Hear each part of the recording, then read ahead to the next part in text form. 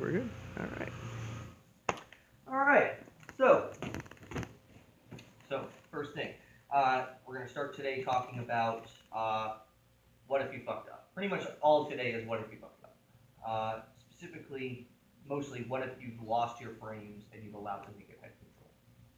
So I like to think of it in the sense of sort of okay, step by step. The first step of the process is if I do lose that battle, I want to try to recover my frames first. Hello. Hello, how you doing? Good. How are you? Good.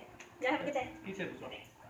I want to try to recover my frames first, right? So if I'm here, so you have your head control, and I went over this about 2 weeks ago on Wednesday. Is if I'm here, and you can go ahead and put some pressure on that, right? Is I want to try to clear this frame or this bicep control. My head goes towards the hands, fingers fish inside the bicep, and then I'm not trying to pull it away, like in that direction. I'm trying to rotate my elbow under to clear that window, and then what will start to happen is I can start to kind of pull that, and then my shoulder. So I'm kind of just sort of shoulder wiggling, so you go back. If you think about my shoulders, it's just kind of like left, right, left, right, left, right with my hands doing some bracing. So then left, then right, left, right. And I'm trying to work to this. That's what I want to do.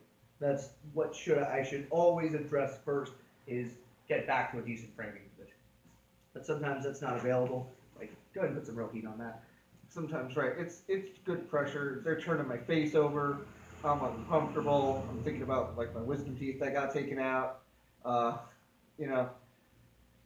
it's going to be hard to clear this. So my next course of action that I try to do, if I really feel like I can't just automatically get free of this by stripping down the frames or stripping down the control points, is I'm going to limit their movements. So what I'll do is and I'll show this without Jeremy in a second. I'm going to glue my shoulder blades to the back of my head. I'm going to glue the back of my head with my shoulder blades. I'm going to tuck my chin, so I'm going to give myself a nice double chin.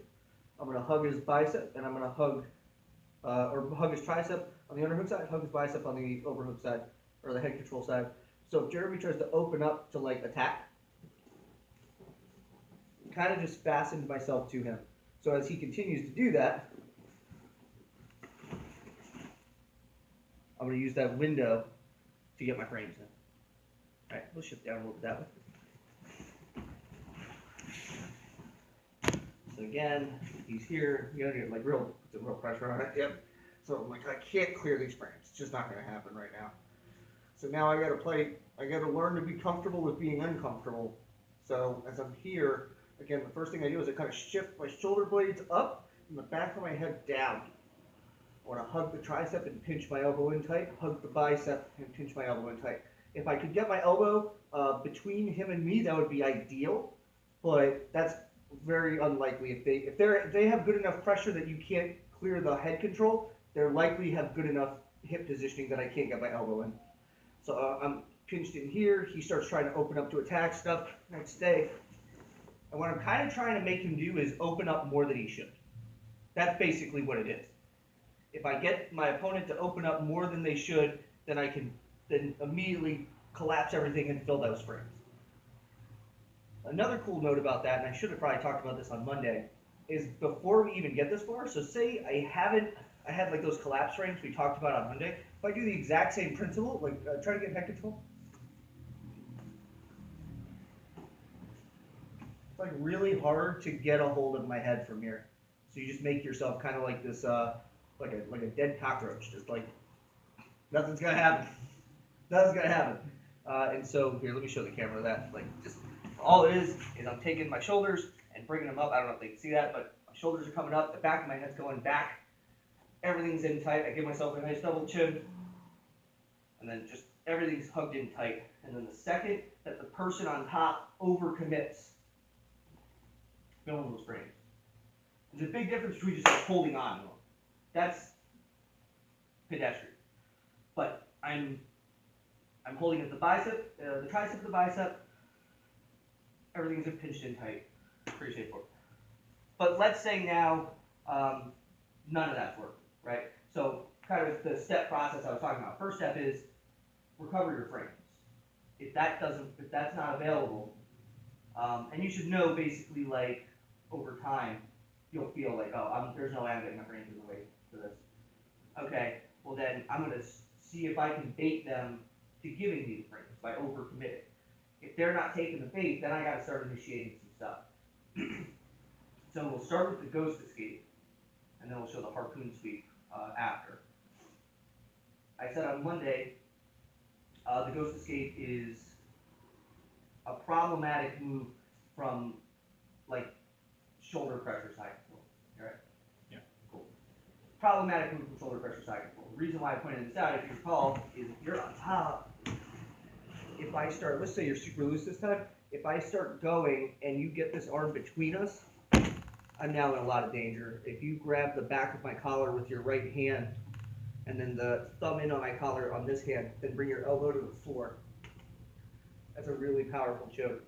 And if there's someone like Noel happens to like that one a lot, if they're Noel, this is a really miserable fight to have. You might be able to get out of the choke, but you're gonna be getting your face smushed a lot. The other thing about it, excuse me, is that I have to get this arm underneath your belly to begin with, right?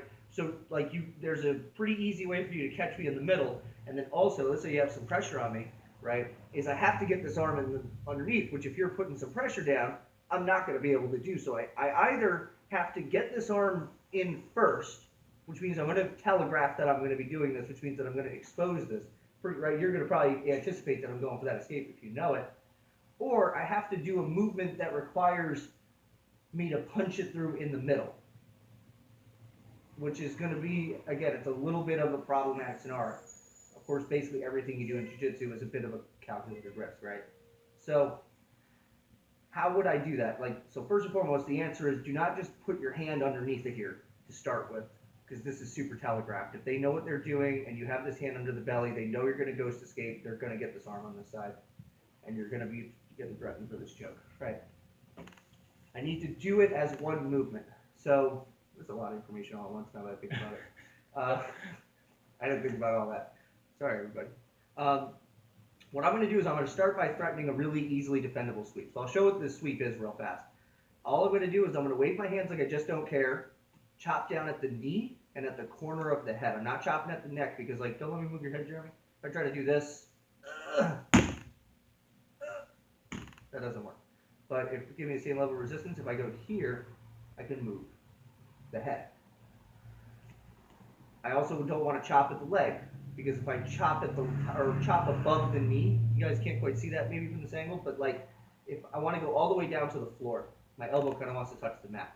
All I'm going to do is, like I said, wave my hands like I just don't care, chop at the corner of the head and right at the floor where the knee is, and I'm going to do a big bridge over my inside shoulder. And back roll. You'll catch some people in this if they aren't expecting it or they don't know it, but it's pretty easily defended. Fortunately, though, it's defendable in the exact way that gives us the ghost escape. So if I'm here, as I go for this, he's obviously going to widen his base, right? Right. So say you're in normal, we have pressure, boom, and I go down. So I'm just going to bridge in the one direction to threaten with a sweep that's really easily blocked to then take the window open, punch through, and get this escape. So I'll show that one more time.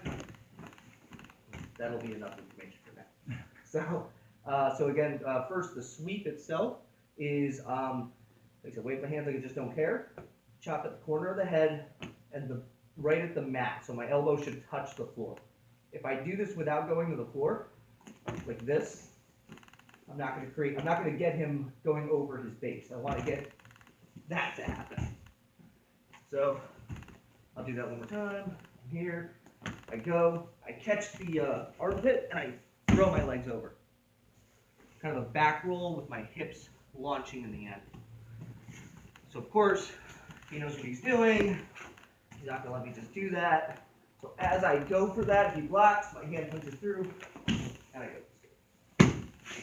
Alright, we'll get to it. Let's work on it. 1, 2, 3.